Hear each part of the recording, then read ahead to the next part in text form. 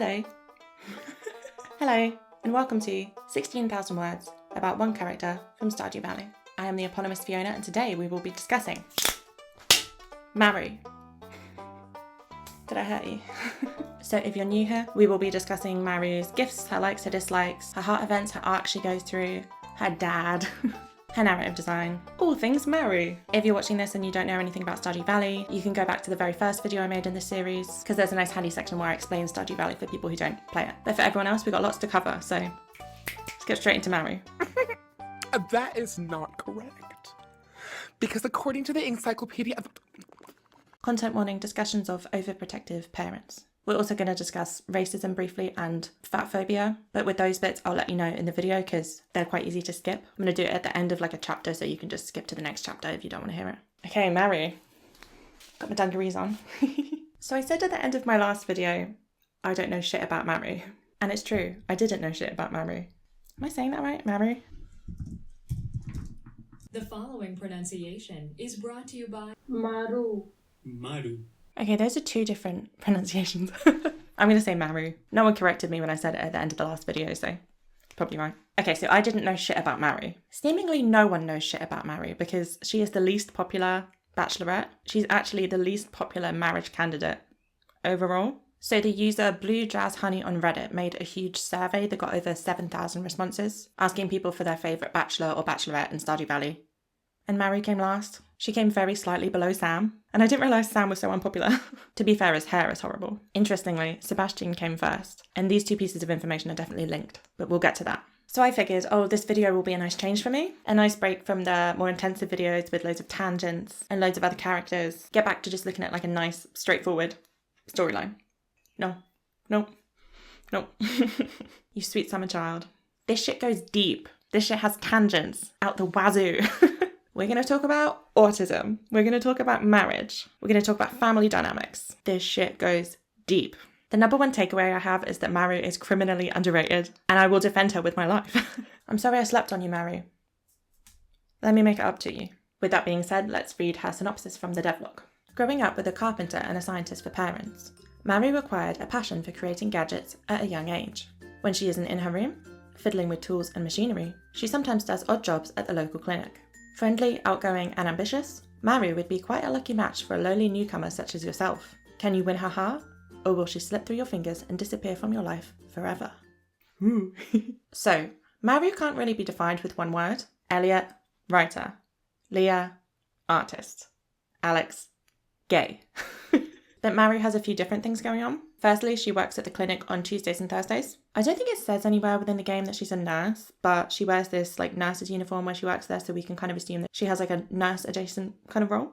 I feel like that's a very complicated subject, whether or not she's a nurse, depending on the work she does and her qualifications. So I'm not going to touch that because it's not really relevant, but medical professionals, feel free to sound off in the comments. That sounds interesting. She also helps her dad out with experiments. Her dad is Demetrius. He's a scientist, studying the local plants and animals from his home laboratory. Maru often hangs out in there, and her dad do experiments together. Her mum is Robin, who is the town carpenter. She's the one you go to if you want to upgrade your house or build any buildings on your farm or things like that. We don't see Maru helping out Robin the same way we do with Demetrius, probably because Robin doesn't have like a designated workspace in the same way Demetrius does. Like if she's working, she's either just behind the counter or she's on your farm building something. But Maru mentions later on that she assists her mum at the carpentry table. I saw a cute headcanon online that Maru designed the auto feeders you get when you upgrade your farm buildings, because that's a lot more like mechanical than it is carpentry. And I love that.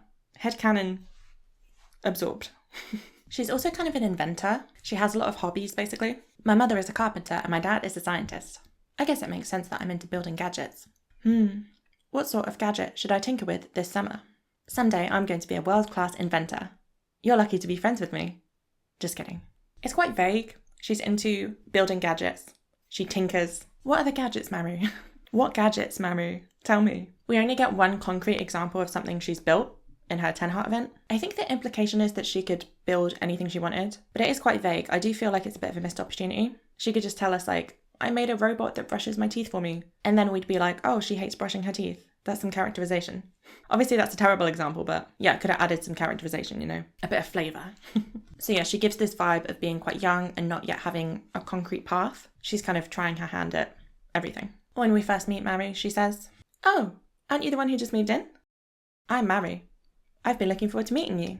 You know, with a small town like this, a new face can really alter the community dynamic. It's exciting." Which is very interesting first meeting dialogue. She's been looking forward to meeting you, and it seems like it's because you're new. She calls you a new face. You're like a new culture introduced to a petri dish, and she's interested to see what happens. And she's also excited to see what happens, excited for that community dynamic to be altered. She's ready for change, for things to be shaken up. So she's a very switched on, proactive, curious kind of person. So if we look at some more of her dialogue, let's play a game.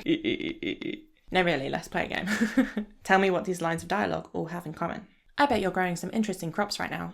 Dad says a lot of exotic plants grow in the valley this time of year. Hey, tell me a story about farming. That's really interesting. Hey, have any interesting farm stories to tell me? Guess not. All these falling leaves will provide food for mushrooms and other small organisms. Interesting, isn't it? I've been noticing a few different starfish species. My favourite are the big purple ones, but they're all very interesting.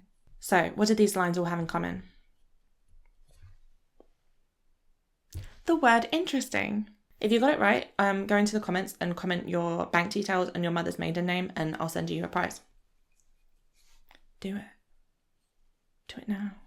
So that's her characterization, really. She's excited that you're a new face. She likes things that are interesting. She's got that scientific mindset of like observing and being interested in the world around her, of wanting to be like intellectually stimulated. She's very Lisa Simpson coded.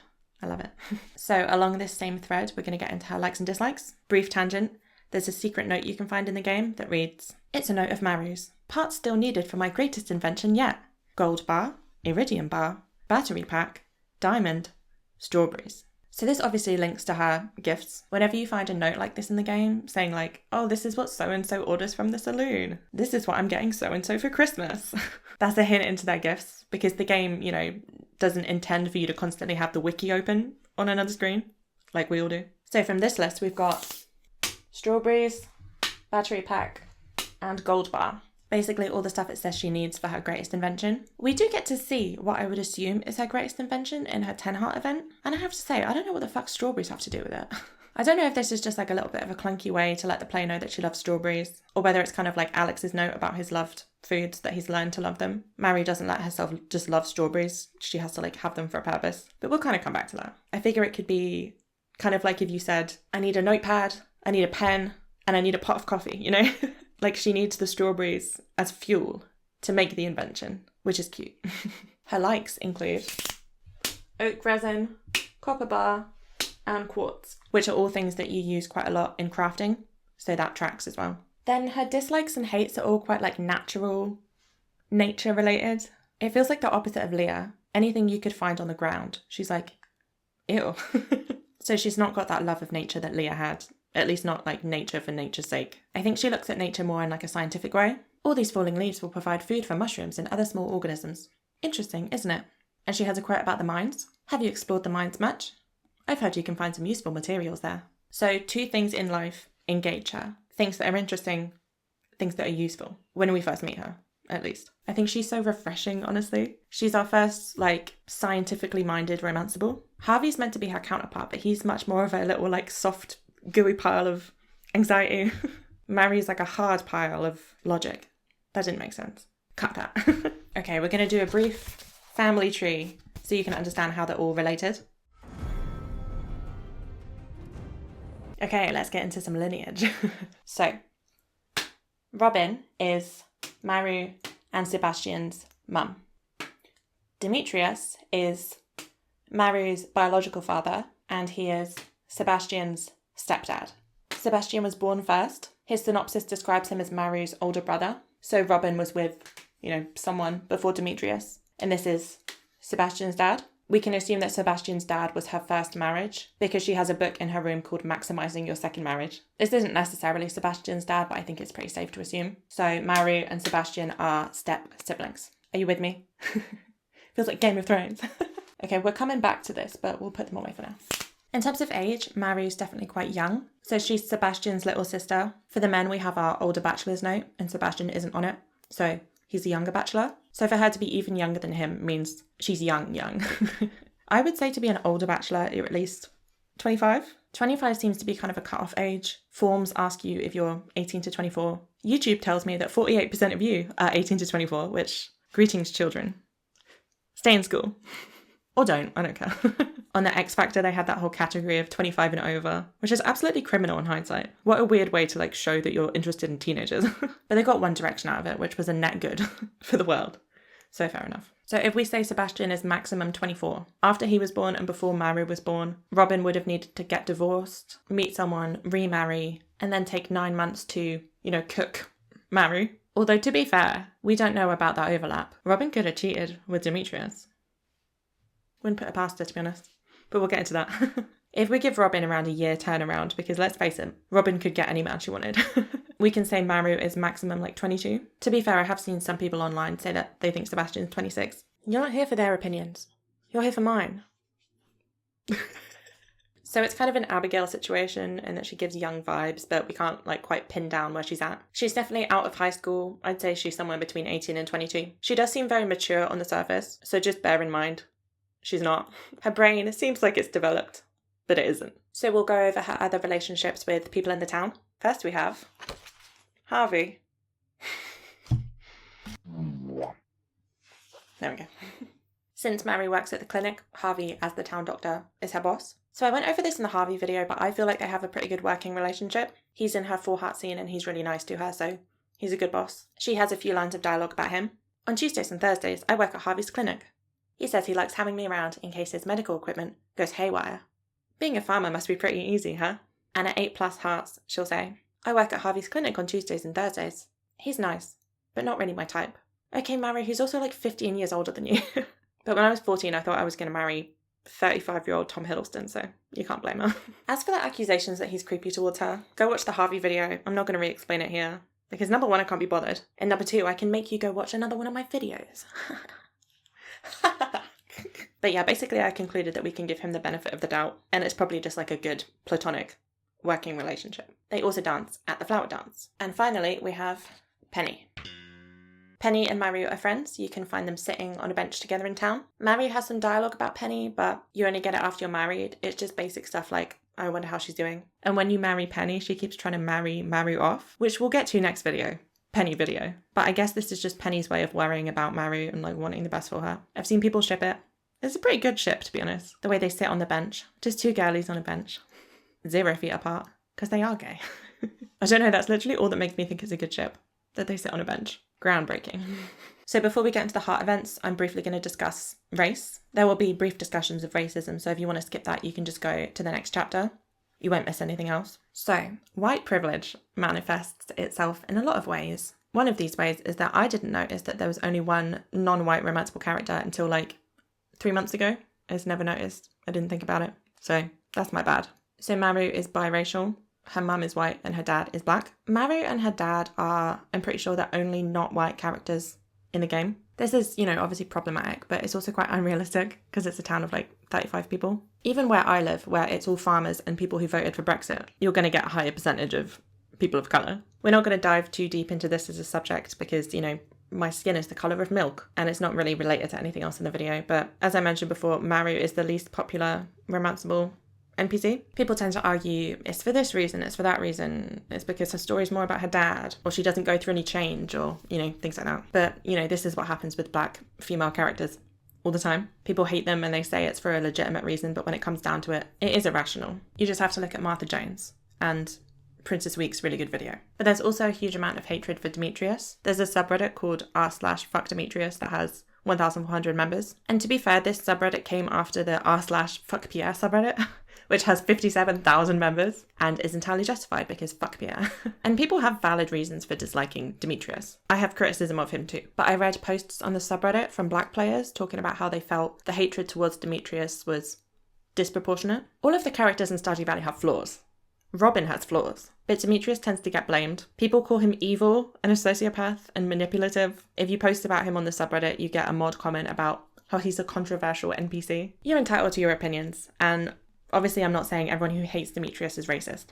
Of course not. But I guess just be aware of your internal biases. If you are a rabid Demetrius hater, maybe just for this video, take a step back. I'm going to talk about him way more in a little while and go through all of his heart events and his controversies. So all I ask is that you listen with an open mind. If you still hate him afterwards, then fine. But as this post on Reddit explores, which I'll link below, a lot of people accuse him of things that just aren't in the game. They like project things onto him. So I also want to talk about the mod community. There are loads of mods out there that make Stardew Valley more inclusive. For example, diverse Stardew Valley. Look, I've been open about the fact that I would throw myself in front of a train for Shane, but Ecuadorian Shane, I'm putting my hand out. I'm stopping that train. Superman style. Is it Superman who does that? I know Spider-Man does the... I'm punching through a boulder for this guy. Look at him. I'm sorry to objectify you, Ecuadorian Shane. I'm sure you also have other good qualities, but I'm shallow. What can I say? Apparently there existed at a point in time mods that did the opposite. Mods that made Maru white, which is obviously disgusting. Absolute low life behaviour. Imagine just sitting and coding that. Do you not have anything better to do with your fucking time? But I couldn't find anything like that on Nexus mods. So I assume they've been taken down, which is good. But I did find loads of really cool mods that change Maru's hair. So she's got this fuck-ass bob. Some people also refer to it as her helmet hair. I think it's pretty cute, to be fair, but it's not very realistic for like black hair. You know, it's not got any texture or like curl to it. So there's mods like Maru Revised and Maru with Twists, where they make her hair, you know, more authentic, which is so cool. I love modders. There's such an interesting comparison to be made between modding and fanfiction. Just unpaid labour out of the passion of your heart. I wonder if I would be a modder in a different life where I wasn't physically allergic to coding. Okay, we're going to leave that subject there. We're not really going to talk about it that much more. Again, obviously I'm not very qualified to talk about it, but it didn't feel like something I could just let go unaddressed. So, what are our takeaways? That made me hungry because of takeaway. I think I'm going to get Domino's tonight, so... Takeaways. Appreciate Maru more.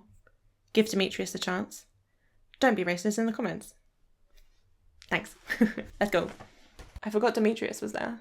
Sorry, Demetrius.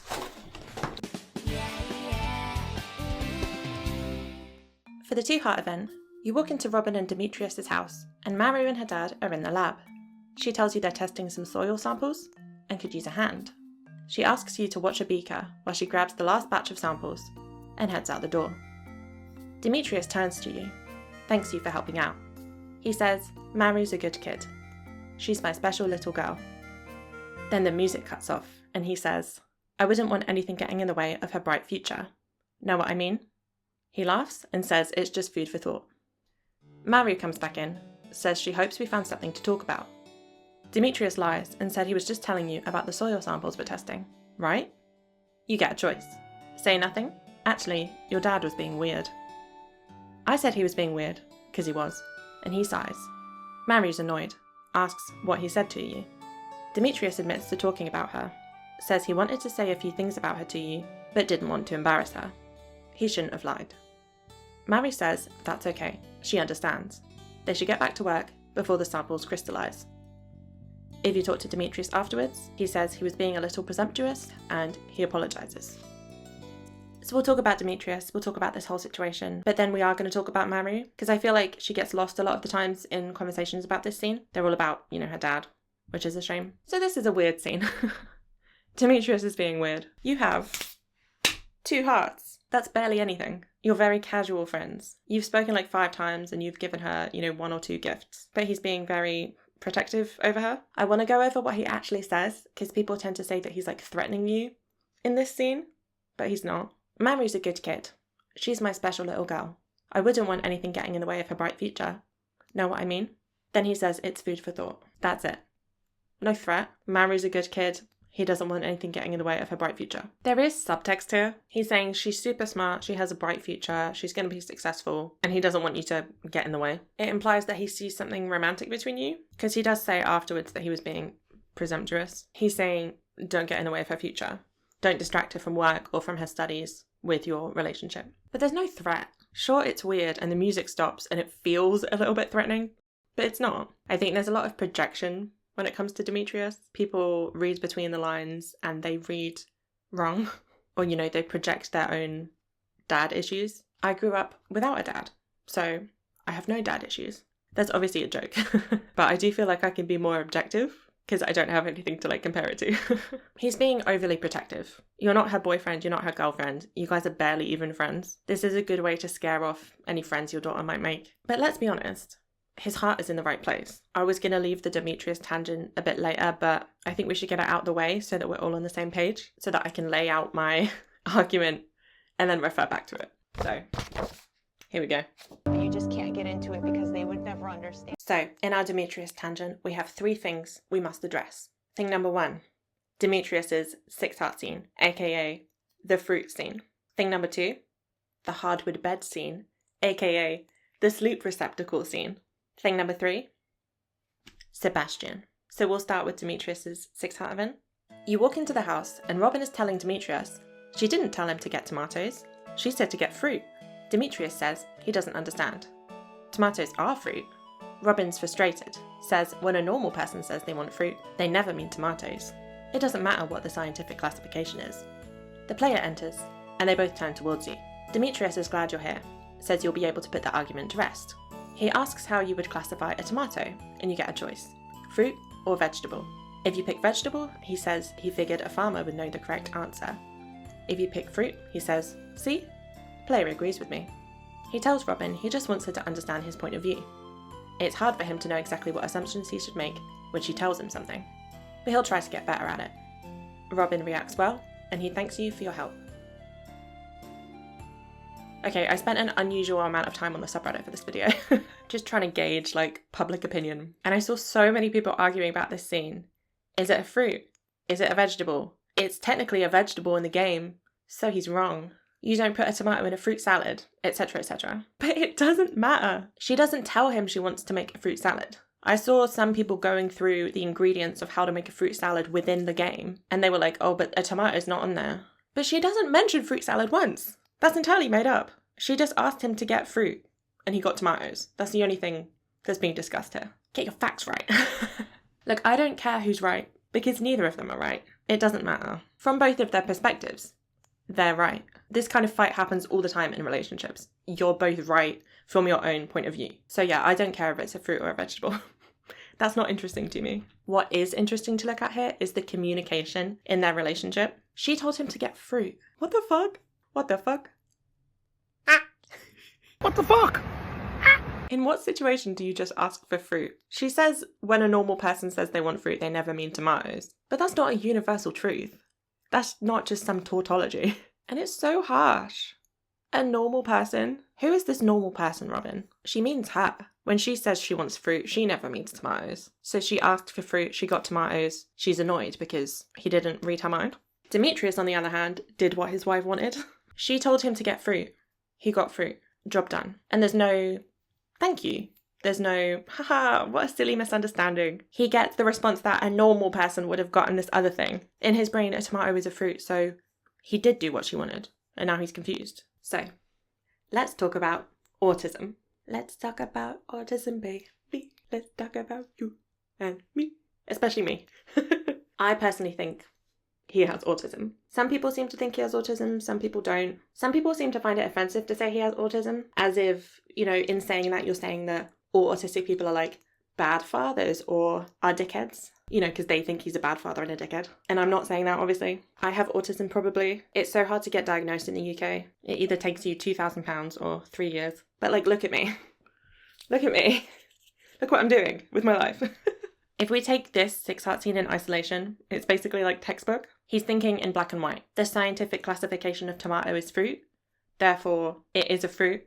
Therefore, I did what she wanted. He says he doesn't understand when she says otherwise. At the end, he says it's hard for him to know exactly what assumptions he should make when she tells him something. In her head, she's thinking of that thing of intelligence is knowing tomatoes are fruit. Wisdom is knowing don't put it in a fruit salad. She's coming at it from a street smarts, colloquial kind of point of view. But his brain doesn't work that way. I'm not an autism expert. I can only speak about my own experiences, and I've seen a lot of TikToks. But for me, it's about rules. If I did something at school when I was a kid and people reacted badly, cool, I will never ever do that thing ever again to this day. Because that now is a rule in my brain, that's something that people don't like. One thing I've internalized is people in the UK say, as a greeting, you're right. And I used to take that literally as a question, and I would be like, I'm okay, how are you? Or I would actually tell them how I was, which is the biggest mistake. But I learned one day that you can just reply, hi, to that question, and that's fine, because it's a greeting. So now that's a rule in my brain. I say that as part of the call and response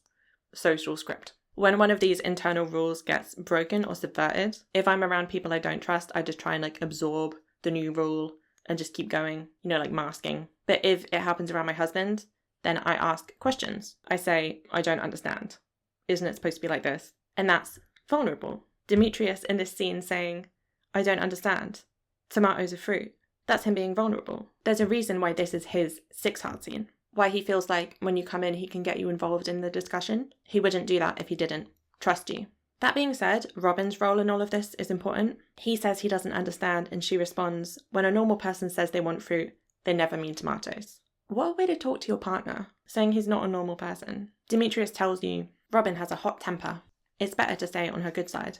Don't tell her I said that. But everyone is just horny for Robin, so this doesn't get taken into account. People just blame this scene on Demetrius, they get mad at him. She has no patience with him here. He did this favour for her, but he did it wrong, so she gets mad, and he's the one who has to apologise to her. Demetrius and Robin have been together, we can assume since Maru was conceived. So, 18, 19 years at least. This is a long-term relationship. These people must have had hundreds, thousands of arguments. Why, after all that time, would she still ask him for fruit? There's no way that this hasn't come up before. Pass me the fruit. Here you go. This is a tomato, My husband refers to spaghetti as spaghetti, and he refers to all other different kinds of pasta as pasta. So he will say to me, do you want spaghetti or do you want pasta? And every single time I'm like, spaghetti is pasta. And he's like, you know what I mean? And I do know what he means. Because we're married. I feel kind of bad for Demetrius in this scene, honestly. It seems like Robin, as the neurotypical in the relationship, just tells him what normal people would do. And his job is to try and learn to do that instead of her learning that she needs to ask more specifically for things. It feels like a bit of a trap that she just asks him for fruit. The average person would think that was way too vague. I'm sure you would never just say to someone, oh, you're going to the shop, can you get me fruit? So Demetrius needs Robin to be more specific, but she is even less specific. It's nice that he says at the end that he'll try to get better at it, but I wish Robin would say something like, I'll try and be clearer, it was my fault too, because it was. Communication is a two-way street. Sure, Demetrius could have asked any kind of fruit, or what is it that you're making? But Robin also could have been more specific, clarified that they were on the same page. Time for some personal opinion. I think with the TikTokification of relationship advice, people see that thing about the fucking orange peel theory, and they think oh, he should have just known what she wanted. He should be inside her brain. Or if he had any doubt, he should have bought every single type of fruit in the whole store, just so Robin doesn't have to do the mental labour of telling him, can you get a kiwi? If he wanted to, he would, as if that sentence makes any sense whatsoever. As if there's not thousands of things that we all want to do, but can't.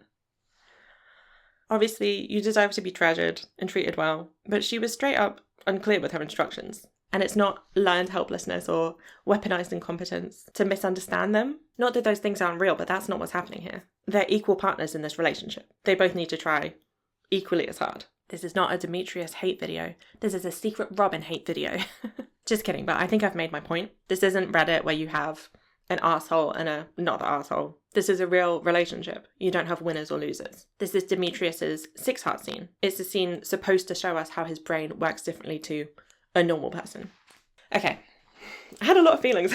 I feel very strongly. All of that to say, in my opinion, he's autistic. And no, that doesn't excuse him being weird and overprotective, but we're going to keep that in mind. Now we're going to talk about the hardwood bed scene.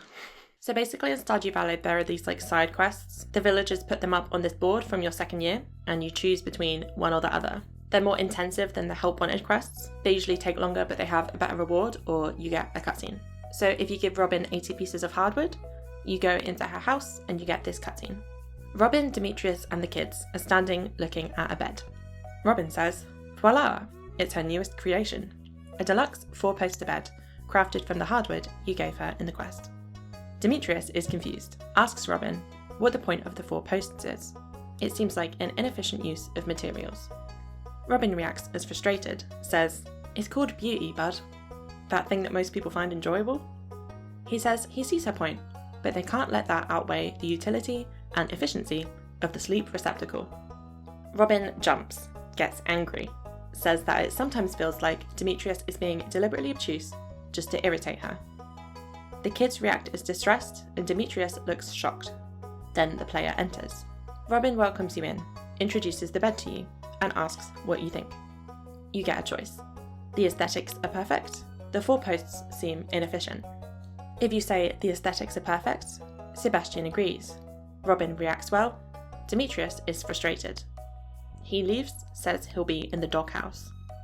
If you say the 4 posts seem inefficient, Demetrius reacts well, says great minds think alike.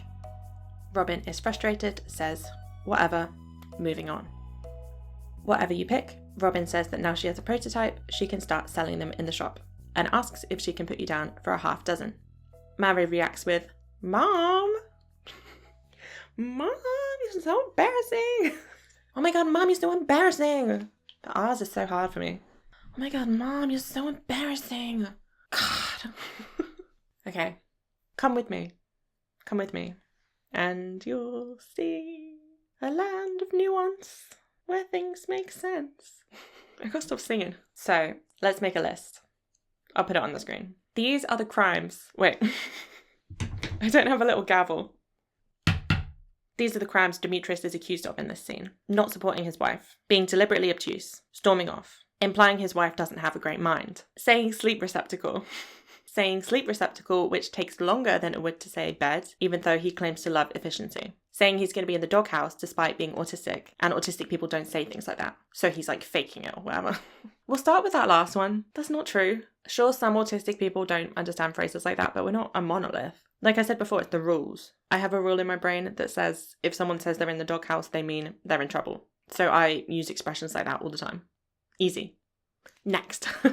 He's not supporting his wife. This one's more reasonable. She does say, voila, my new creation, which is meant to be like a signal to say, I made something I'm proud of, please celebrate it. He's confused and asks why there are 4 posts, because it seems like a waste of wood, which is a reasonable question. As I established earlier, you need to be around people you trust in order to ask questions. It's hard to know what's like a stupid question and what's not. You know, he runs the risk of someone being like, well, it's obviously just to look nice, you idiot. So it's vulnerable for him to ask that. But he trusts Robin and he asks her. And she reacts, it's called beauty, bud.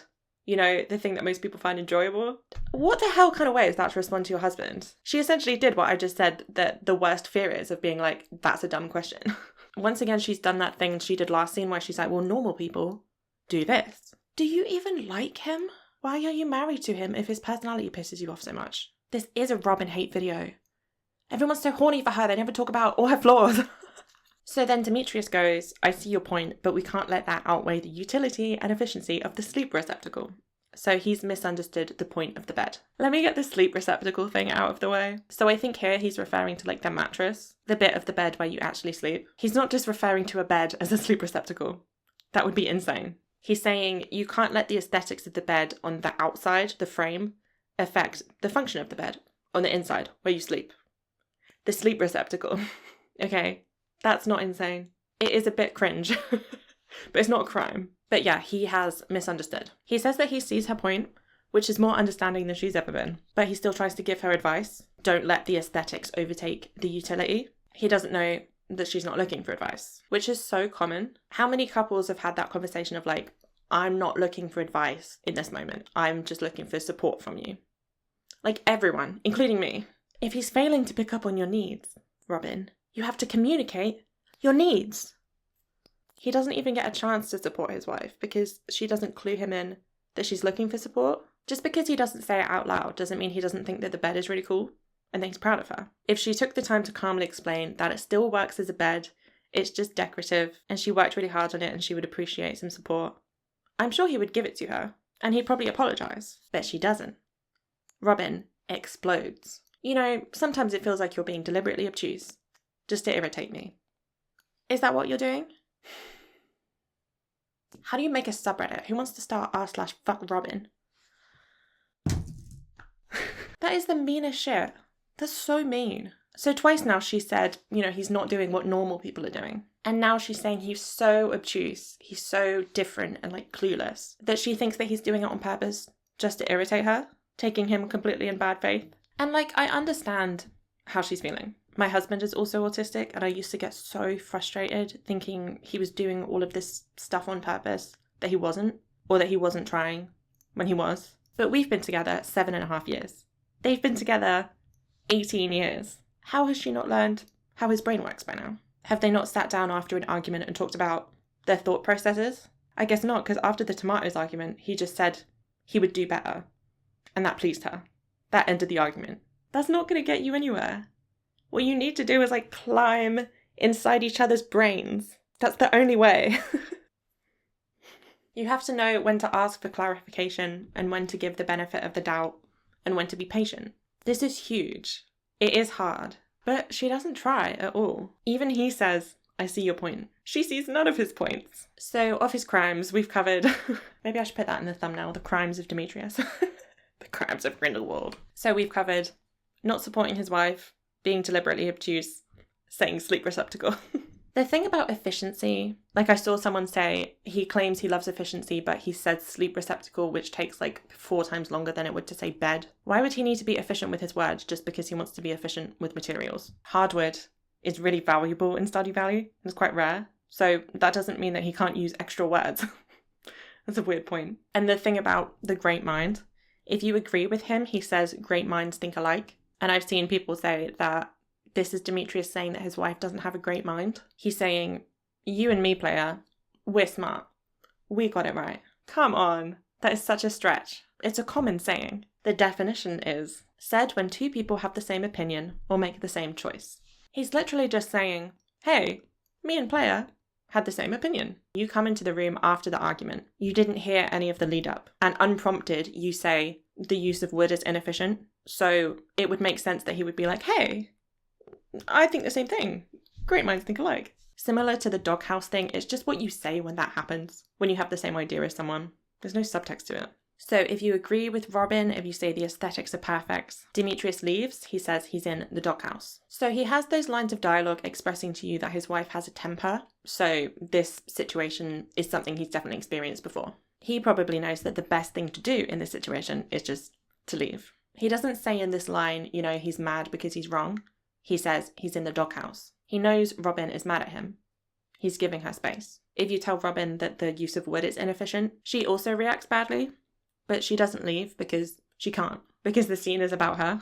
Maybe she would leave if she could, or maybe she has the tendency to like stay and want to argue forever, which is why Demetrius thinks it's best to just leave, to give her some space. So in these 2 scenes, we can see how Robin's temper means that she jumps to these conclusions. She lashes out. She takes her husband's actions in bad faith. She doesn't make an effort to understand him at all. Like I said before, does she like him? They have an otherwise nice relationship. They go to the saloon and they dance, you know. But it seems like as soon as he doesn't read her mind perfectly, as soon as she needs to clarify her needs, or even clarify what kind of fruit to get, he's an inconvenience to her. He's not a normal person. He's in the doghouse.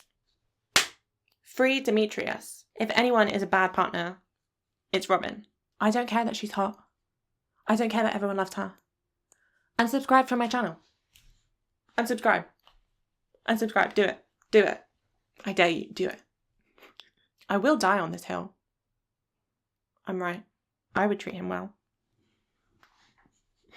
Okay, this brings us to one last thing about Demetrius before we finally get back to Maru. It sucks that we have to have such a big tangent because his story is very wrapped up in hers. But I couldn't just keep going without addressing all of this stuff because it's crucial to understand to properly read her heart events. So, Sebastian. We will cover this more extensively in Sebastian's video, which is coming up, but Sebastian is Demetrius's stepson. They supposedly have a strained relationship because Sebastian has like a few negative lines about Demetrius, and Demetrius has no dialogue lines about Sebastian. This is then assumed by people to mean that Demetrius doesn't care about Sebastian because he doesn't talk about him. Do you know how many lines Robin has about Maru? 1. She talks way more about Sebastian, but no one makes the claim the other way, that Robin is neglecting Maru. Basically, the point I want to make here is that there's not enough evidence to conclude that Demetrius is in any way like neglectful to Sebastian. There's this one line of Sebastian's dialogue. I built a snow goon, but Demetrius made me get rid of it. Yet Maru's cute little snowman goes unharmed. Ridiculous. And fair enough. That sucks. But he also says, I was so close to screaming at Mum for throwing away my old comic collection, but something stopped me. With age comes wisdom. His stepdad made him get rid of his snowman, but his mum threw away his entire comic collection, which is like 1,000 times worse. But do people say that Robin neglects Sebastian? No.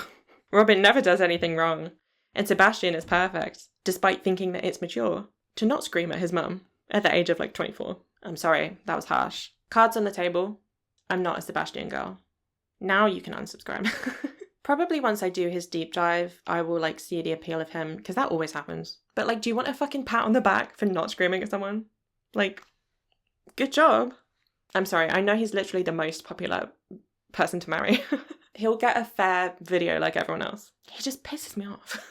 That line about the snowman is the most concrete proof that there is of Demetrius being like a dick to Sebastian. And like, that kind of thing is just what parents do sometimes. They slip up. They show favoritism. They're not perfect. My mum tried as hard as she possibly could to make things even between me and my sister. And I still remember me and my sister being like, but she got to do this and I didn't get to do that.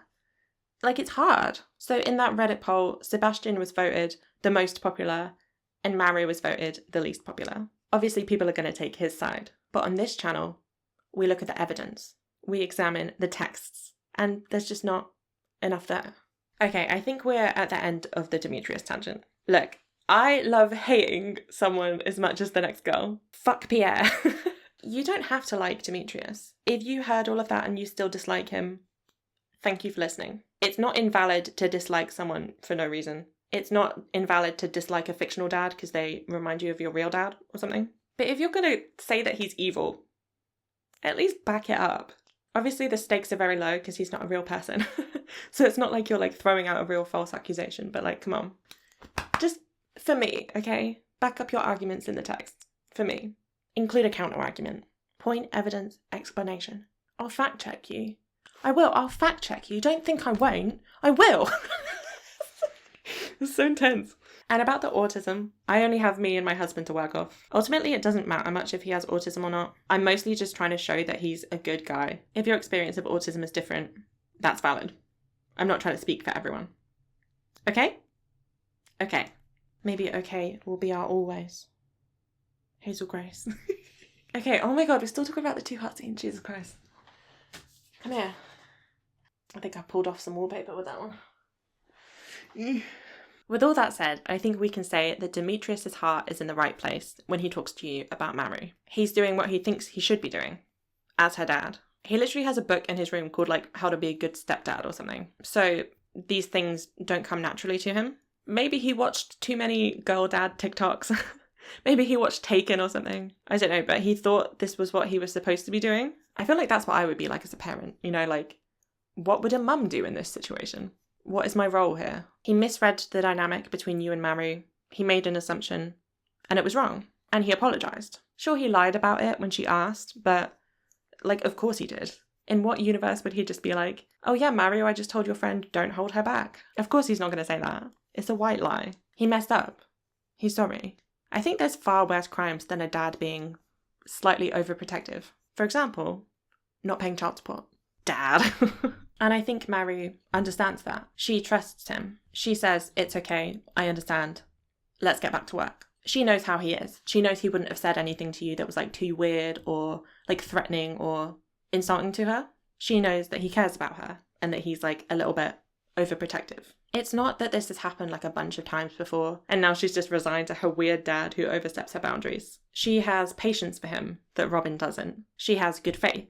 She trusts him. He knows immediately that he did something wrong and he apologises and she believes him. She's not hurt by it. She's able to just move on immediately. So in terms of Maru, we can see that she's compassionate. She's got patience and understanding for her dad. She's trusting. She trusts him and she also trusts you because she lets you watch the experiment while she goes outside. Her priority is the work. Sure, she could have like got really mad at her dad, but where would that have gotten them? Maybe Maru watches her mum, yell at her dad and she sees that it doesn't really resolve anything, so she knows not to do that. Like how he left in the bed scene, said he was in the doghouse. She's paid attention, so she knows to stay calm and everything will be fine. She doesn't assume that he's trying to ruin her life or, he's being deliberately obtuse. So she's quite emotionally intelligent as well as like, what's the alternative to emotionally intelligent? Intelligently intelligent. Logically intelligent, I don't know. But yeah, she's quite emotionally intelligent and intelligent. It's interesting how she's not really in the scene much. The focus is more on Demetrius, which is kind of a shame. This is apparently what turns a lot of people off of Maru, is this first scene being quite intense for such like a low level friendship. She doesn't get a chance to like sell herself to you like the other two hearts do. Emily's two heart scene doesn't even have the player in it. It's all about her. And that was because like you're not a huge presence in her life. You're not earth-shattering and world-shaking to her. Screen time matters, you know? And for Maru, this heart event is mostly taken up by her dad, which is interesting. He's overprotective, he's overbearing, he's taking up her space. Okay. New record for longest two-heart scene. 1 hour 9 minutes I've been talking about this. Let's move on. The full heart event takes place in Harvey's clinic. If you go in when Maru's working, she sighs, says she's sick of preparing samples. The player enters and it makes her jump and she drops the sample. She's shocked, then looks sad, says Harvey's going to kill her for ruining the sample. She asks you what she should do and you get a choice. Just scoop it off the floor, he won't know the difference. Tell Harvey it was my fault, tell Harvey it was an accident. I said to tell Harvey it was an accident and she says you're right, she should just tell him the truth. Harvey comes in then, says he heard something break. Maru confesses and apologises. And Harvey says, thanks for telling the truth. Don't worry about the sample, we'll get another. She thanks Harvey for being patient with her, and he says she's been a big help and he doesn't know what he'd do without her. Then Harvey looks at you and says, you're looking pale. Are you feeling okay? The player reacts as stressed, and we fade to black.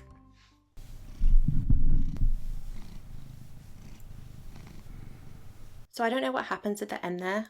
I don't know what the joke is. My guess is that either the player was stressed about the situation or maybe Harvey's just being Harvey. He's worrying about you. Or maybe he's trying to make you think you're sick so that you spend money so that he can buy a new sample or whatever. I don't know. Take your pick. I don't think it really matters. I keep changing these because I have to undo them every time I go to the toilet. So I originally wrote this scene off as like a filler scene, a morality scene. In my preliminary notes for this series, I wrote down all of my like big opinions. And one that I wrote down was that this scene sucks. It's boring, it's preachy. Especially that bit where Harvey says, thanks for telling the truth. It's like Balamori. Thanks for telling the truth. Why do I keep doing accents? I'm so bad at them. I don't know, I don't remember that show that well. The only thing I really remember from Balamori is that main lady when she goes, everybody's going to work or school. That's like burned into my brain. Everybody's going to work or school. And everyone here is busy going to work and school. School. It's just a bit cloying, you know? It's like a kid's show. Oh, but what's this? It's my analysis hat. Here to take a more objective and holistic approach. It's snug. So the key thing that I found with scenes like this is approaching them as if they're not filler, as if they were put in here for a purpose. You can so easily write a scene off in this game, but I find that approaching it with the benefit of the doubt and all of the knowledge of the future heart events helps. Like, take it as it is.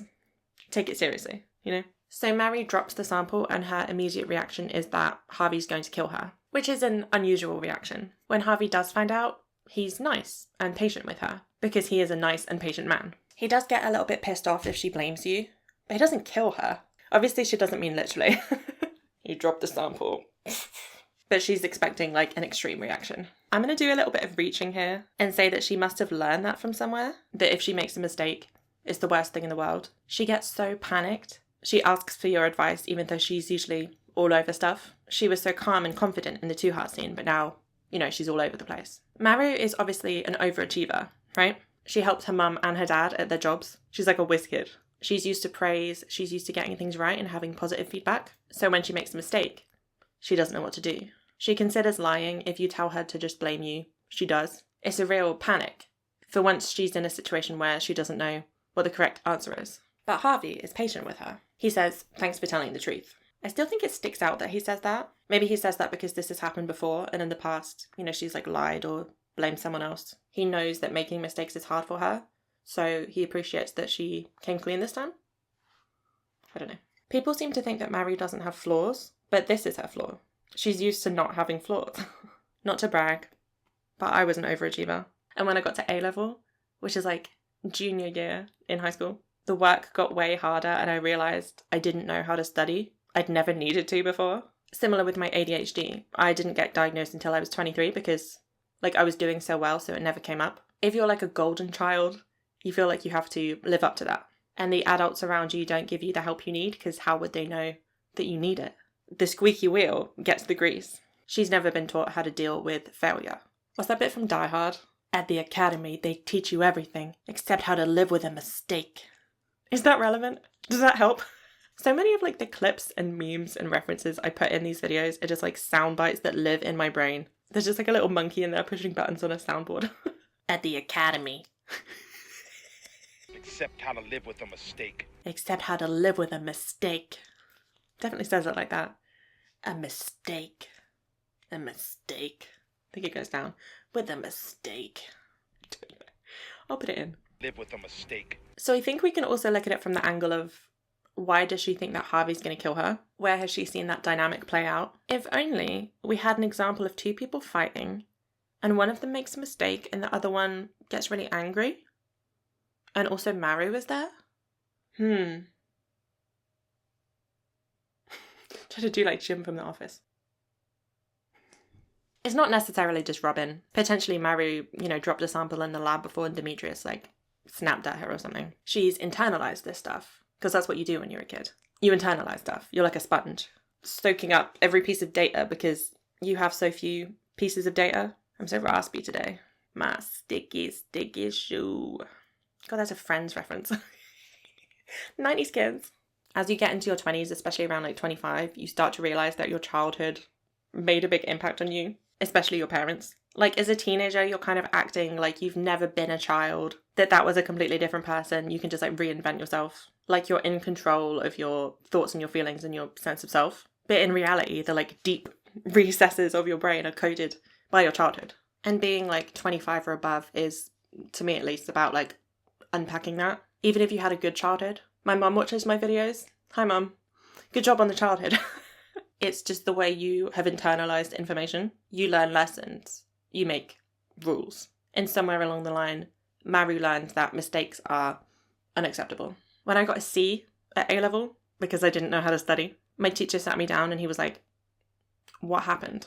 He wanted what was best for me. He thought I could do better, and I could, and I did when I retook the exam. But it took a lot of work and time at the age of 17. So that failure taught me to get it right the first time or you'll set yourself back.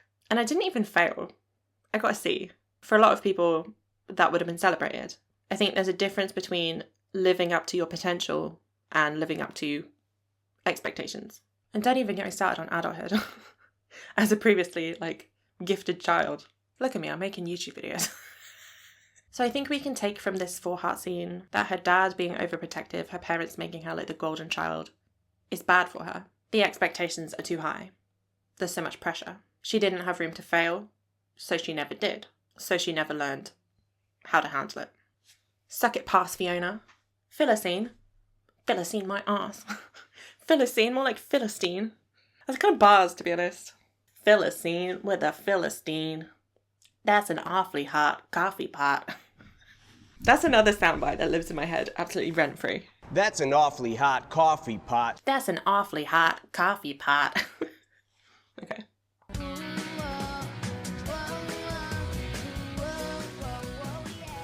For this scene, you need to go to the mountains between 9 p.m. and 11:40 p.m.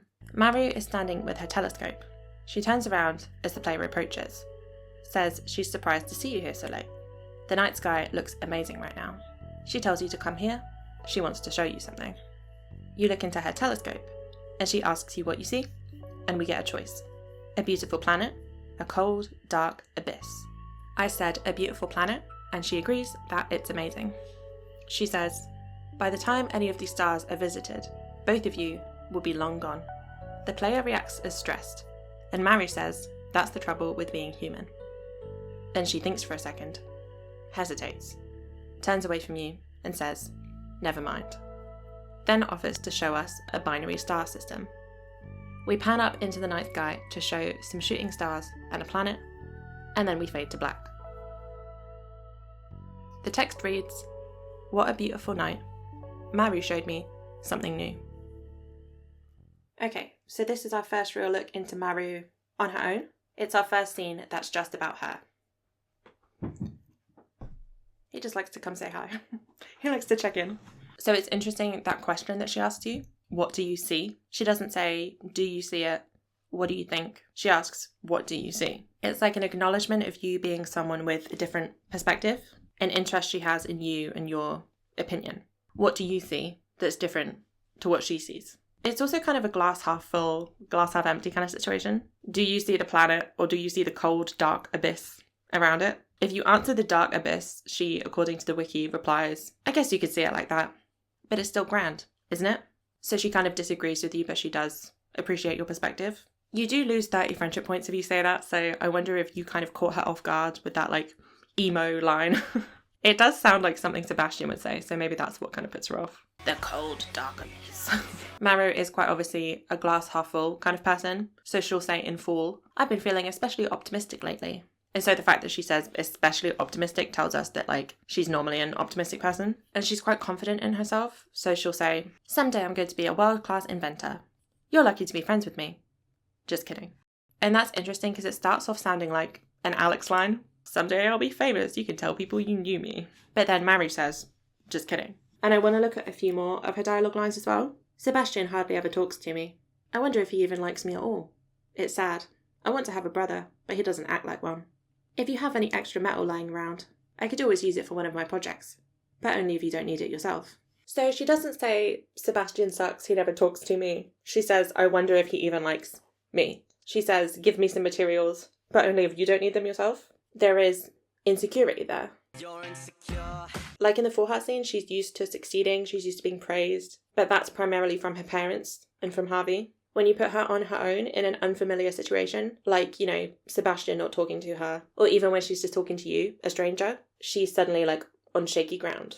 I'm sliding. Oh, God. And we see that here in the Sixth Heart. She's on her own with you for the first time in one of her heart events. She's fine talking about her hobby, but as soon as she feels like she wants to tell you something, she chokes. We find out later during her 14 heart event that she was trying to confess romantic feelings for you here, but she was worried that you would reject her. She comes across as very mature and put together, that she has all of her shit sorted out, but really she's just like an 18 to 22-year-old with their first crush, floundering to know what to do about it.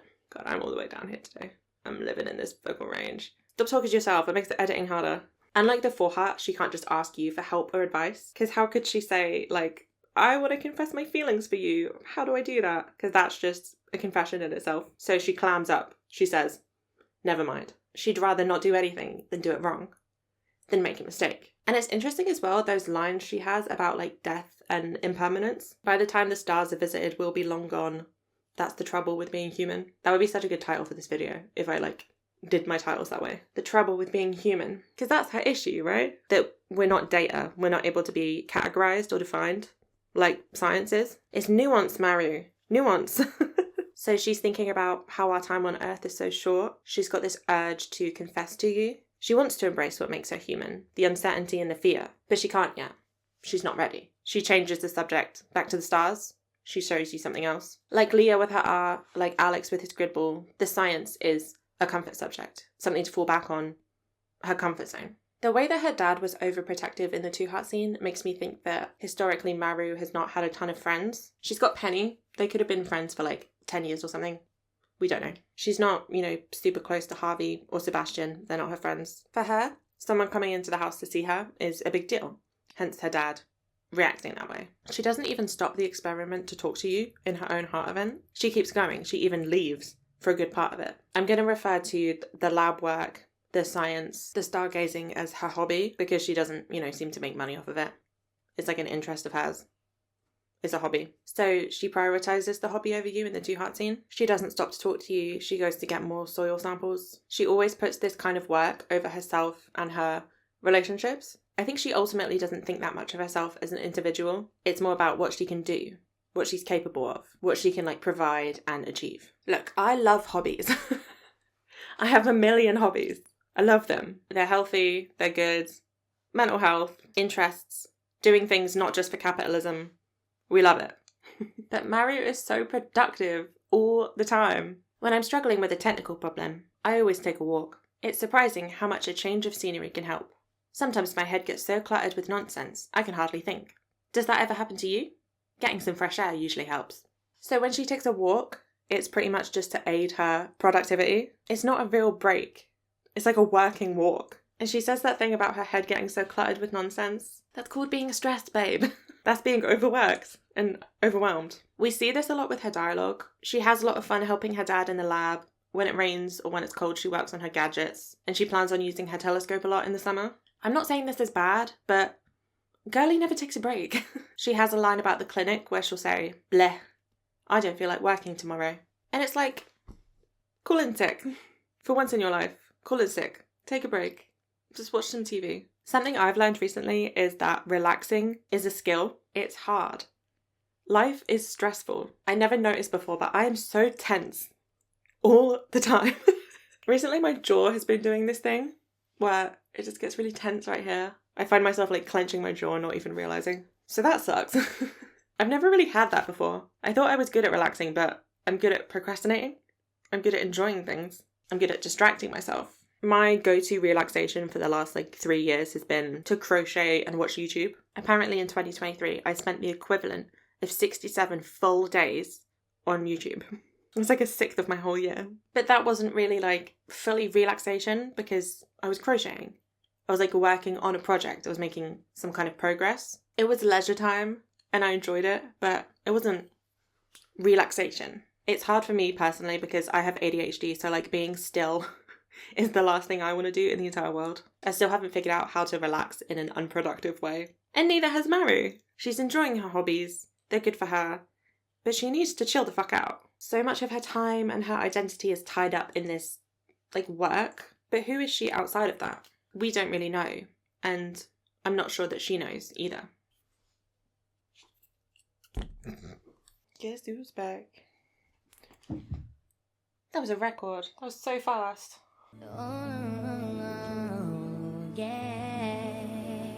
For the 8 Heart event, we're at Mary's house. She's fiddling with something in her room as the player approaches the door and knocks. She opens the door and tells us to come in. She tells us she's been working on a big new project. This is just one component. She's going to give you a little demonstration. At her direction, the player puts their hand on the mechanical gadget. Mary flips a switch and the player gets electrocuted. She freaks out, asks you if you're alright, rushes over to you. She fetches a burn cream and applies it, and the player's okay. She says she's so sorry, and you get a choice. It's okay, it doesn't even hurt? You'd better be. This hurts like crazy. I said it didn't hurt, and she said that makes her feel a little better. Then she looks down, says that kind of ruined the moment, sighs. We fade to black as she's turned away from you. So the choice here is kind of weird. It's okay, it doesn't even hurt. You'd better be. This hurts like crazy. Of course it hurt. She literally electrocuted you. She had to put burn cream on you. You got burnt. You're burnt. You bit? Huh? You bit? So to say that it doesn't hurt would just be a lie. But that other option is so harsh. You'd better be sorry. Damn. I've seen people say that they picked that option because they thought it was a joke because it's so harsh, they just assumed it was sarcasm. I think the choice essentially boils down to, do you want to make her feel better or not? Do you want to comfort her about this mistake or do you want to tell her that she hurt you? That first option is something that you would say to a loved one who stepped on your foot. It's okay, it didn't hurt that much. It's similar to the 4 Heart scene. If Maru apologises to Harvey, then he smooths things over. Says it's fine, they'll just get another sample. If she ends up blaming you, then he instead tells her that they're going to be in the red. They would be in the red either way, but him saying it's okay is him saying it didn't hurt that much. Do you see what I mean? And the game gives you that choice to either smooth it over or not smooth it over, depending on how pissed off with her you are. In this scene, she immediately takes responsibility for the mistake. She springs into action, she panics for a little bit, but then she goes to get the burn cream. So she's a little more comfortable making a mistake. She doesn't have a moral crisis. She doesn't blame you. She knows what to do. It's interesting how both of these mistakes, the 4 Heart and the 8 Heart, are to do with the player. I wonder if you fluster her. She's never had feelings for someone, presumably. So when she sees you, she gets overwhelmed and her body just goes, ah! And she messes up. It's a physical form of that panic that we were talking about. She says that you getting electrocuted ruined the moment. I do wonder what the robot was supposed to do in that moment. Was it going to shake your hand and she thinks that that would be romantic? That will make you fall in love with her. So I think she kind of had a mental plan. She didn't want to show you the robot just to brag or show off. She did want to impress you, but that's because that's what she's used to doing. Impressing people. And she thought that if she did that, maybe that could be her in. You'd look at the robot, laugh, smile, hands touch, eyes meet. You'd say everything and nothing at the same time. But no, she fucking electrocutes you. Because of what we said before, because you fluster her. Because when it comes to romance, you can't plan out the perfect meet cute. You have to just let things happen organically. Let the chips fall where they may. Unless you're Taylor Swift. There's a whole song about that. Her life so far has been a straight line with no deviations. Planned. Structured. No outliers, no chaos, but no passion, no spontaneity. And you are an outlier. Her dad sensed that in the 2 Heart scene. Maru can sense that too, I think, and she's trying to get off of that straight line. But she's struggling because she hasn't been taught how. Because it's unsteady ground, because she could make mistakes and ruin things and let people down.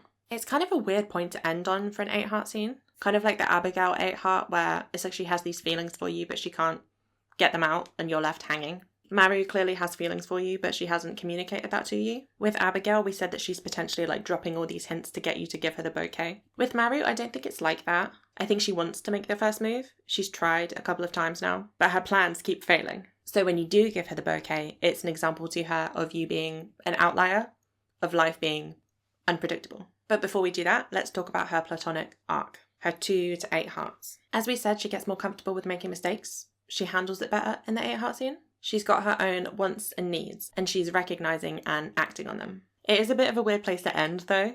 Like with Abigail, there's a kind of ... of like a moment being ruined. But I think with these characters where they have a crush on you quite openly before you give them the bouquet, it makes sense to have to date them to see the rest, because you have to reciprocate their feelings first. Otherwise, they would keep it to themselves. Like you could be married to Elliot and see Maru's 8 Heart event, and she decides not to confess her love to you. And that makes sense, because why would you confess your love to someone who's married? You're not Ariana Grande. We support women's wrongs. She's got so many underrated songs, and that's really saying something. Bloodline. Don't want you in my bloodline, just want to have a good time. Savage. Iconic. We love her. Yeah. I think this makes sense also because Maru doesn't have any 6+ hearts lines of dialogue, but she has a ton of dating dialogue. So it's like that barrier of the bouquet is what she needs to open up to you. You giving her the bouquet solidifies concretely and provably that you like her back. The data doesn't lie. Maru bouquet equals true. You like her for who she is and not just what she does. And you're only like the second person ever to do that. So, let's give her the bouquet. So yeah, you get 4 new lines of dialogue when you're dating. We're going to read 3 of them because they're really cute. And they have something in common. How do your hands stay so soft with all that farm work? You have a leaf in your hair. Let me get it for you. Player, come closer. I'm cold. My hands are so dry from the winter air. I'm sorry about that.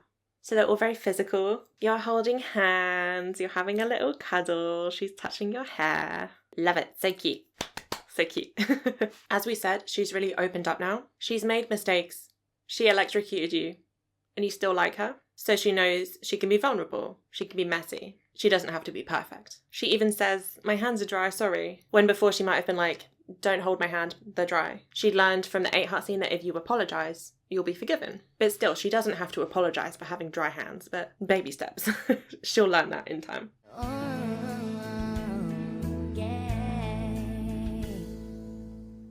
For the 10 Heart event, you're in Maru's room. She says she was hoping you'd come by. Asks if you remember the big project she was working on. Well, it's finished, and she wants to show you. You follow her through a hatch in the floor. Demetrius, who is standing nearby reading the paper, follows. In the downstairs room, Maru introduces you to her robot, Maru's interactive laboratory device Alpha, or Marilda. She's been working on it for months, was waiting for you to be here when she activates it. She says, here goes nothing, and turns on the robot. It springs to life and greets her, tells her there's no need to respond. It has already predicted what she will say. That's when Demetrius enters, says, aha, I knew it.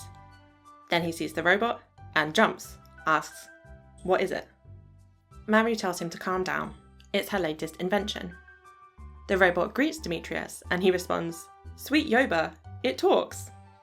He looks at the robot, asks Maru if this is why she's locked herself in her room the last few months. He thought she was down here fooling around with the player. The player and Maru are surprised. She tells him she's been making the robot for him and Robin. It's designed to assist him in the lab and Robin at the carpentry table. so when she moves out, it won't be such a burden on her parents. Then the robot interjects, tells Maru it doesn't want to be her servant. It's been pondering the nature of its existence with its self-awareness module, and is sorry to disappoint, but it wants its freedom to explore the galaxy in search of other synthetic life forms. Maru is shocked, tells it to wait. Demetrius looks down, thinks, then approaches Maru, tells her it's okay. Let Marilda go free. He and Robin can take care of themselves. She's ready to start a life on her own, and he's come to terms with the thought of not having her around anymore. Besides, Marilda is too intelligent to be kept as a servant. It wouldn't feel right. Then he approaches the player, apologises for mistrusting you. You're a good guy. He's never seen Maru so lively and creative, and he's never been more proud of her. So you have his gratitude for that. Then he leaves. You and Maru look at each other. She has nothing to say. Then she looks at the robot and says, let's get you out of this stuffy hole. We fade to black and transition to outside the house. Marilda thanks Maru for creating her, says she won't forget her. Then she flies off into the sky, to infinity and beyond.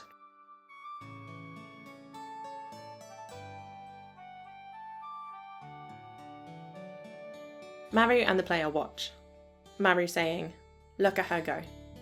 She asks you what you think, and you get a choice. I'm so impressed with your inventions. I'm disappointed. You should have made that robot your slave.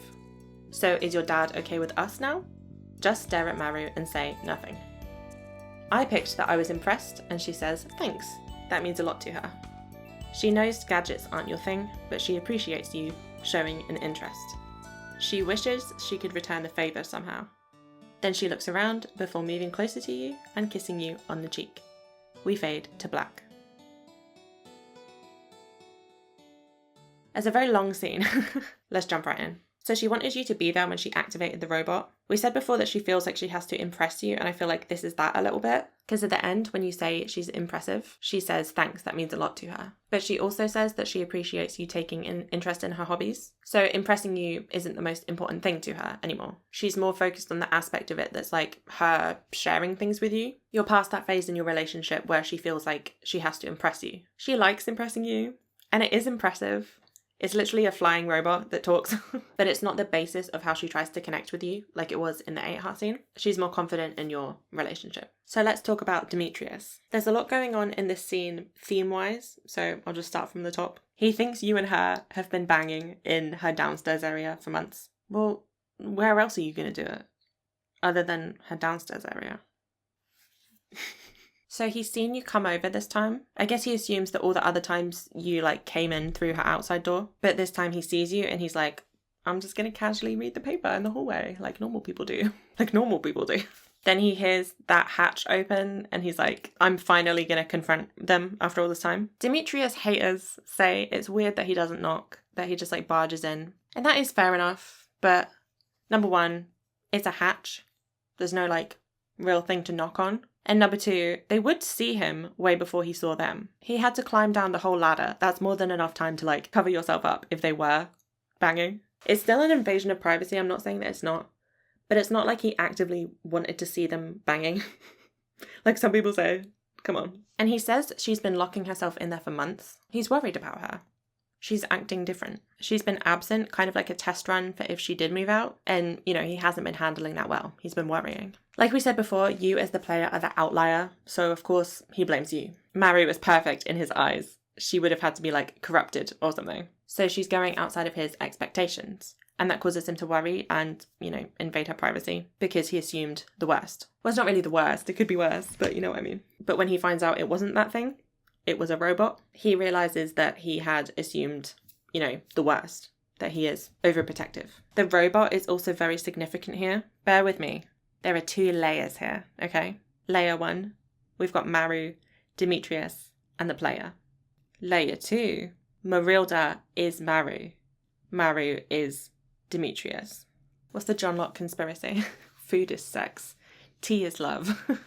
Maru created Marilda and wanted her to perform specific tasks. Marilda says, no, I want my freedom. I want to go and explore and find others like me and form relationships. I don't want to be your servant, which mirrors Maru and Demetrius. And it's that bit that makes Demetrius have this like realization, because Marilda says, I don't want to be your servant. He realizes that he and Robin have been depending on Maru so much, putting so much pressure on her that a robot exists for like 0.1 seconds. And it's immediately like, fuck no, I'm not doing that shit. That's what a servant would do.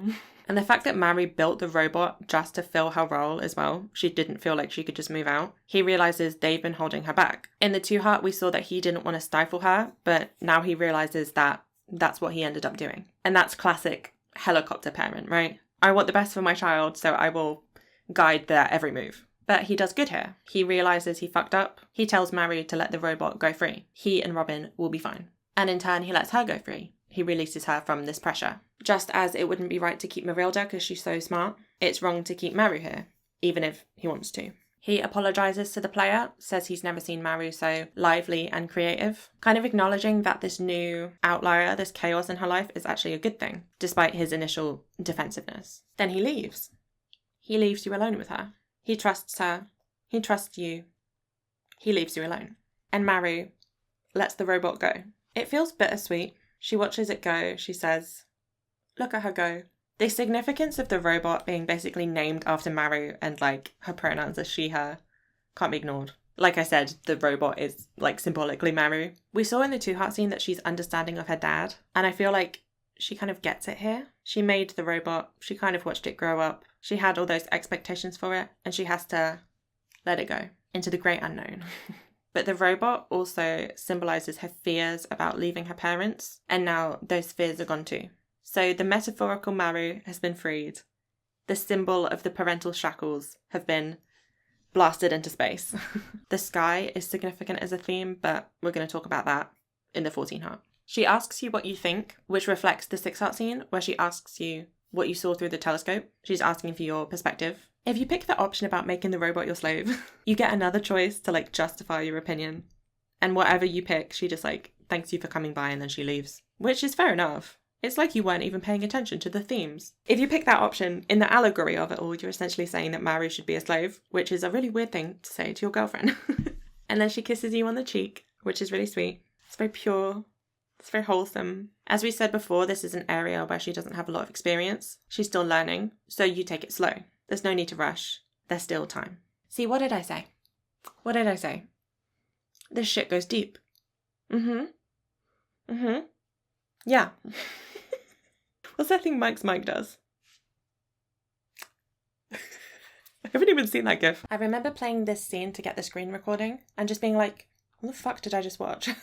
I think with Maru and some of the other characters, they only really shine when you analyze them like this. Oh, baby. Baby. Okay, we get some background purring now.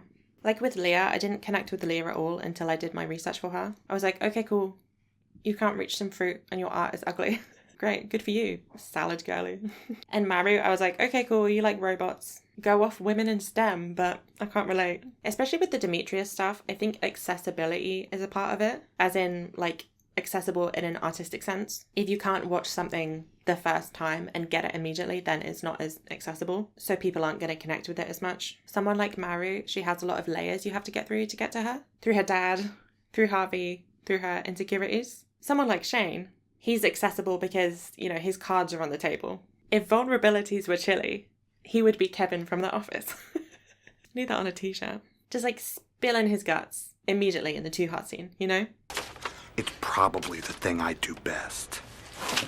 So in that way, the narrative design reflects the storytelling, which I think is good, but it naturally means that some characters are going to be less popular. It's a bit of a shame. I understand now why the Two Heart scene is so intense, but maybe if you had the chance to talk to Maru before or after the bit with her dad, you'd care a bit more about her. You're not really like invested at that point. I'm talking about this like we're finished, like this is my conclusion, but we're just getting started. It's pendant time. So when you ask her to marry you, she says, I'm really excited. I'm going to be your wife. Hee hee. I need to get mentally prepared for being a farmer's wife. So we have these two conflicting sides again, her emotions and her logic. She's really excited, but she also wants to be prepared. She says a farmer's wife like it's significant. I feel like she never expected this. Maybe she had an idea in her head of who she would marry, or No idea at all. She's okay with the unpredictability of it because it makes her happy, but she still has that urge left over to try and create some kind of mental plan to bring some stability into it by preparing. I think that's sweet, honestly. It shows how much she wants it. Hee hee.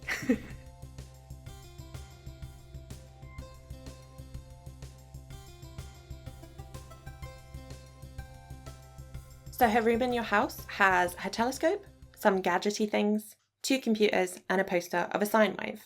You might think, why does she have 2 computers? Who needs 2? Well, my husband has 9. Quote, technically like 14 if you count all the Raspberry Pis. Which, don't ask. But it's not like they're all in use, he says. Doesn't that make it worse? Wouldn't it make more sense if they were all in use? Anyway, nerds have more than 1 computer. To be fair, I have 2, but that's because like gaming on a Mac really sucks. Except with Stardew. That's Stardew Valley. Have you heard of it? It's really fun. You should play it. Her outdoor area has this little robot head in it. I don't know what she does with it. I didn't record that for some reason. According to the wiki, she just like works on it. So we can see the changes she's gone through demonstrated when you're married. As opposed to before when I said she needs to slow down and relax a little bit. She seems to embrace that when you're married. My day wasn't all that exciting. I stayed inside because of the weather. It was relaxing though.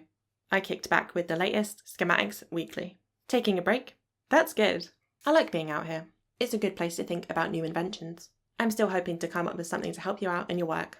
That last one, she's still being productive, she's thinking of new inventions, but it's an invention to help you. It's an emotional thing instead of a productive thing. It's an act of love. Though I would argue maybe she's a little bit too relaxed, because she also says, can we have spaghetti in bed tonight? Which, I love eating in bed, but what the fuck, Maru? Divorced. She seems really interested in the farm life. She engages with it. If you ever want to talk about how to maximise crop yield or anything, I'm open to that. I never realised the amount of care and planning necessary to run a farm. It's a lot like working in the laboratory. So she's finding things in common with you, similar to how she appreciated you listening about her gadgets. She's engaging in your interests and your work to find common ground, to maintain a close bond with you. Intellectual things are important to her, so she's bringing you into her world by engaging with farming in that way. It's nice in her world. I like it here. Thank you, Maru. She also talks about Marilda the robot. I was just daydreaming. Do you think Marilda is okay? I hope she finds some place where she truly belongs. I saw a shooting star earlier. I like to pretend it's Marilda, stopping by to check up on us. And that's funny because she's acting like a worried parent. I'm sure Demetrius is at home like, I saw a shooting star and I thought of Maru. It's just a nice thematic thing how she's still worrying about her child who left home and went to space. So talking about parenting, if you have kids with Maru, according to the wiki, she has 3 new lines of dialogue. And they're all, I don't know, see if you can sense a theme. I keep doing that today, asking you to like spot the similarities. It's like we're playing categories. Do you like the interactivity? Pause the video and tell me what these 3 quotes have in common. Actually, don't do that because I read all the comments and that would get really boring for me. So, have you spent any time with child today? Kids need playtime in order to reach their full potential. What do you think? Will child grow up to be a farmer or an engineer? I have high hopes for our child. I've been reading all the scientific data on the best ways to raise children. So she wants their kid to reach their potential. She's got high hopes. They're going to be a farmer or an engineer. She's falling into the same trap as her parents, right? Setting all these expectations on her child. Even though the oldest that your kids can get is like a toddler. I don't think it's malicious or that she's meant to be a bad mum. I think it just shows that it's nearly impossible to not set expectations. My best friend is pregnant and we're already like, I just feel like it's a girl. You know, it's kind of unavoidable to do that kind of thing. But I like to think that if your kid grows up and they don't want to be a farmer or an engineer, they just want to dance, that Maru would be supportive. She let Marilda go. She's capable of introspection. So one last thing, brief content warning for mentions of like weight and like discussions of fat phobia. If you want to skip it, you can go in the chapters and go to 14 hearts. You won't miss anything else. So she has a few lines about her weight. I can't decide if I'm craving chocolate cake or ripe strawberries. Or maybe both. Be honest, am I gaining weight? And at neutral hearts, she'll say, I hope you'd still like me even if I gained weight. So I saw a few comments about how her beach sprite shows that she could be considered plus size, but I don't know. I'm not going to speculate too long about this fictional woman's body type. But to me, it just looks the same as Abigail. I think it's just the shading. And if we look at Clint's beach portrait, and he's canonically plus size, I think, you know, that's not really up for debate. Also, when I was looking this up, look how thick Marnie is. Dude, Shane is out of here. Marnie is my number 1 now. Although they are related, so maybe he's got a dump truck too. I don't know. Maybe.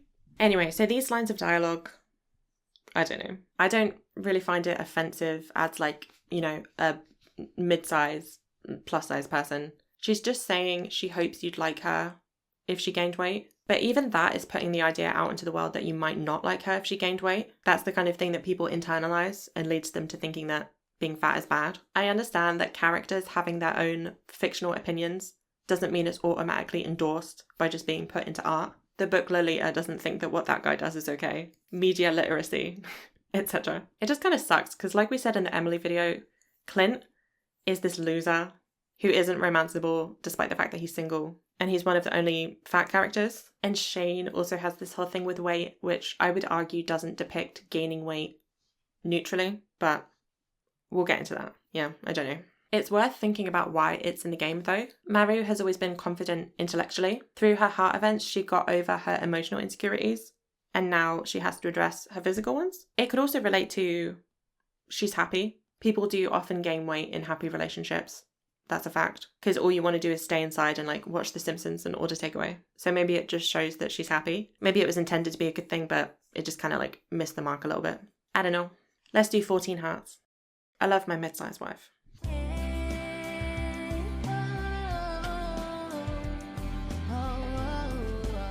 So Maru approaches you at home, tells you that tomorrow night there's a rare astronomical event happening. A comet is passing close by. She wants you to observe it together. The player reacts positively and she says, great, meet her at the mountains at midnight tomorrow. When you meet her, she's by her telescope again, like in the 6th heart. She says you made it just in time. The comet's about to appear. She comments on the beautiful night, then reminisces about the 6th heart scene. Says she almost revealed her true feelings, but was afraid you'd reject her. Who knew you'd be married so soon after? Then it's time. She looks in the telescope and says, wow, and then tells you to take a look. We fade to black, then the comet appears on our screen, as if we were looking through the telescope. Text appears beneath it, which I assume is Maru speaking. She says it's beautiful, a rare wonder of the cosmos. Here for one fleeting moment on its infinite journey. So empty, so lonely. It makes her glad to live on this vibrant world with you. Then we fade back to the player and Maru. She tells you it's customary to make a wish after seeing a comet. Asks what you wish for. You get a choice. A new baby? For us to grow old together? More money? I chose grow old together. And she says that's sweet. She has the same wish. You kiss and we fade upwards into the night sky, with shooting stars and that same distant planet.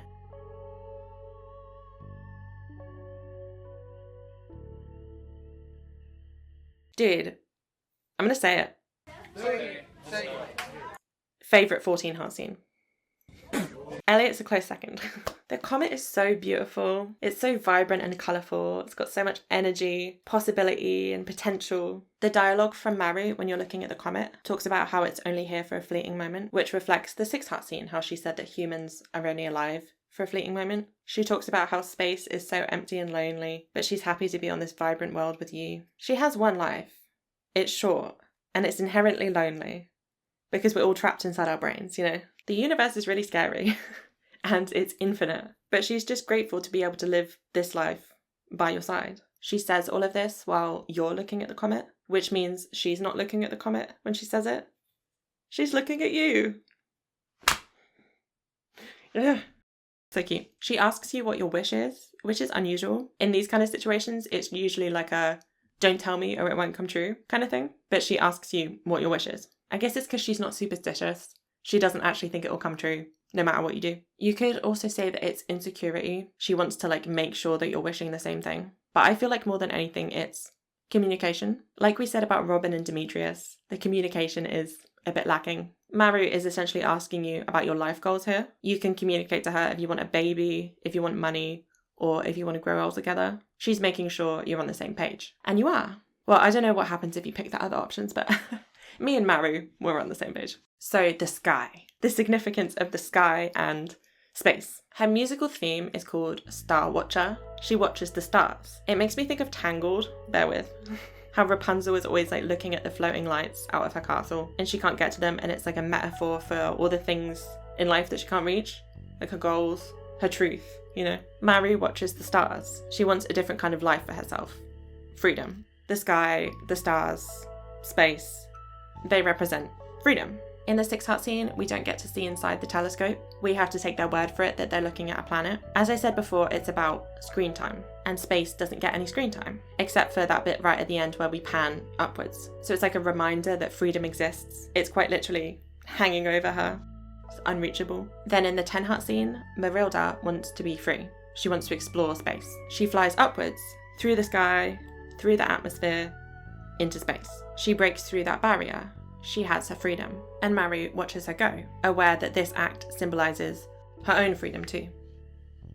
It's a metaphor, see? She's now free to move on and pursue her own goals. And here in the 14 heart, you get to see the comet. We get a long look at this freedom, and it's beautiful. It's all these different colours. Maru is so excited. She's talking about how happy she is to be witnessing this with you. She invited you. She wanted to share this with you because she's happy on this vibrant world with you. Amazing. 10 out of 10. It has so much atmosphere. It elicits such emotion, you know? This is the kind of accessible scene that I mean. And it makes sense for Maru that it comes right at the end. No boundaries, no layers, no other people, no distractions. Just pure, unfiltered Maru. Finally free to be herself. I love her. She's so underrated, for real. My science wife.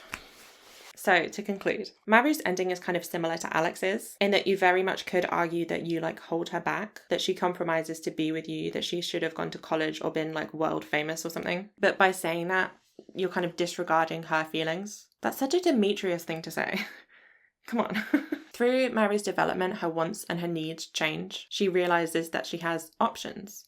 She doesn't have to pursue this path of great ambition that her parents want for her. She learns herself. She builds Marilda, which is insanely complex and shows that she could be a millionaire if she wanted to. But she didn't build it to sell. She built it for her parents so that she could move out. It was a means to an end. And the end was her happiness. She knows what she wants. And what she wants is to grow old with you. It's kind of like that football movie cliche. Cinderella story. That's not my dream, Dad. It's yours. Throwing away your dream. It's no dad. Throwing away yours. One of the reasons I saw as to why Maru was the least popular was that she doesn't change. But yes, she does. Don't blame her for your lack of interest in her. She's as complex and interesting as the rest of them. So Maru's summit dialogue is, "You've really accomplished a lot since you moved here, player. It's incredible. I think it's safe to say that you were meant to be a farmer." And this is classic Maru, because on the surface you're like, okay, cool. Thanks for the compliment, Maru. But if we think about that conversation we just had, about her trying to figure out what she wants and what she should do with her life, she's saying to you, you got it right. You were meant to do this. You're amazing at it. You found your passion. And instead of her trying to impress you like she was at the start of the relationship, now she's impressed by you, showing that she doesn't feel like she needs to be the smart one anymore, the more accomplished one. She knows that she has value outside of that. Babe. We love her. Say it with me. We love her. Okay, time for divorce. Maru's divorce dialogue is, "We have nothing to say to each other." And you'd think that this would be angry dialogue, that she'd be making an angry face, but her face is just sad. Like we said about her married dialogue, she tries really hard to make sure that you have things in common, things to talk about, common ground, because you're such different people. But now, there's no common ground. There's nothing to talk about. You have nothing to say to each other. Ah. Come back, Maru. I'm sorry. I'm sorry. She took the kids. Okay, we have reached the end of the deepest dive into Maru from Stardew Valley. Thank you so much for watching. Subscribe to my channel. Please resubscribe if you unsubscribed earlier when I told you to. Next time, we will be doing Penny. And then we've got our S streak. Such a loser. Give the video a little like, leave me a cute comment. Oh, I almost forgot to say, as of this video, I will be launching a Discord. I didn't want to say it at the beginning, I wanted to say it right at the end, so it's only the real ones are still here.